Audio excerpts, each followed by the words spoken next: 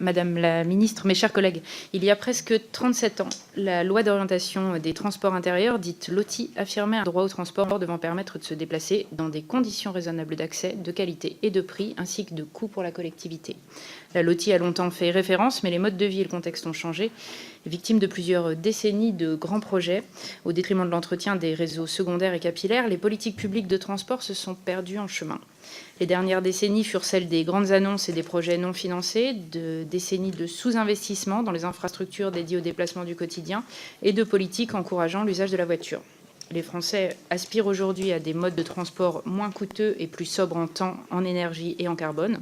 Il nous faut répondre aux urgences climatiques et de santé publique, aux enjeux géostratégiques de souveraineté énergétique et préparer l'avenir en matière de mobilité. Dès 2017, les assises de la mobilité, puis les travaux du Conseil d'orientation des infrastructures et le rapport Spinetta ont permis une large concertation.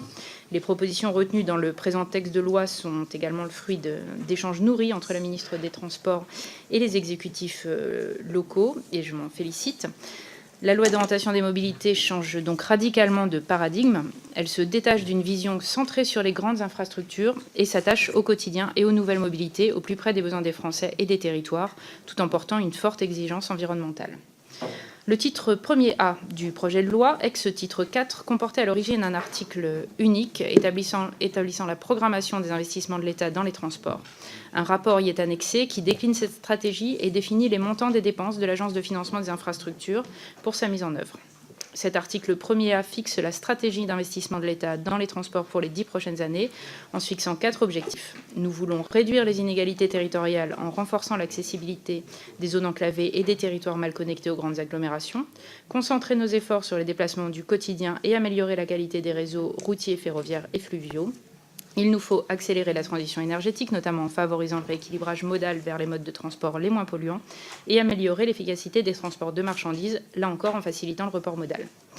Pour ce faire, le titre 1er A et le rapport annexé prévoient la mise en place de 5 programmes d'investissement prioritaires, que sont l'entretien et la modernisation des réseaux nationaux existants, routiers, ferroviaires et fluviaux, la désaturation des grands nœuds ferroviaires, le désenclavement des villes moyennes et des régions rurales, le développement de l'usage de mobilité moins polluante et de mobilité partagée, et le soutien à une politique de transport de marchandises ambitieuse.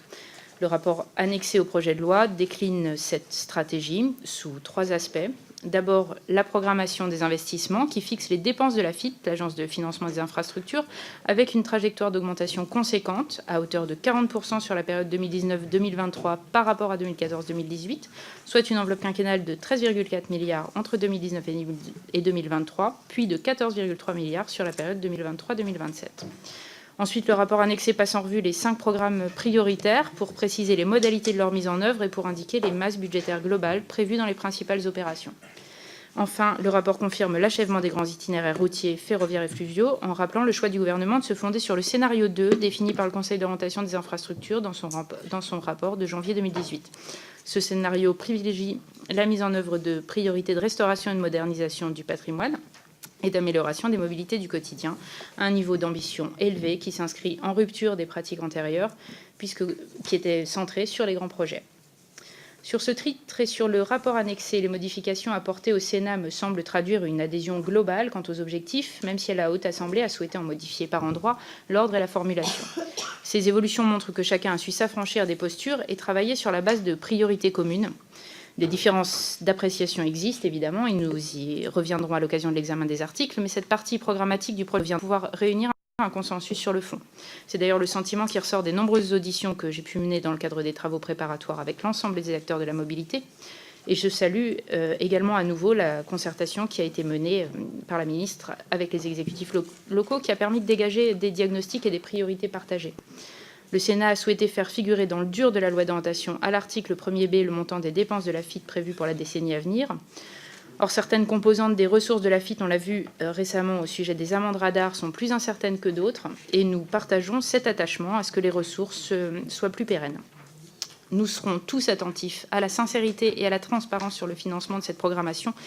C'est pourquoi nous réfléchirons avec le gouvernement aux moyens de consolider et d'augmenter les recettes de l'AFIT. Plusieurs amendements ont été déposés en ce sens qui nourriront nos réflexions. Et nous partageons cette volonté d'aboutir à des orientations claires et que rendez-vous soit pris pour les dispositions relevant des lois de finances. Le Sénat a su également contenir les velléités d'élargir la liste des projets priorisés par le Conseil d'orientation des infrastructures. Les travaux du COI sont le fruit de mois, voire d'années d'observation du réseau d'infrastructures nationales, et il nous appartiendra de conserver ces équilibres. Le scénario 2 retenu comme base à cette programmation doit rester notre boussole. Madame la Présidente, Madame la Ministre, mes chers collègues, par le passé, la programmation des transports s'est trop souvent traduite par des déceptions et des renoncements. Ce texte, par son pragmatisme et son volontarisme, est un atout majeur pour réussir une politique de mobilité plus proche du quotidien et de nos citoyens. Il marque un acte politique inédit et fort en soumettant pour la première fois au Parlement cette programmation des investissements. C'est donc en toute confiance et avec enthousiasme que je m'engage avec vous dans cette loi tant attendue.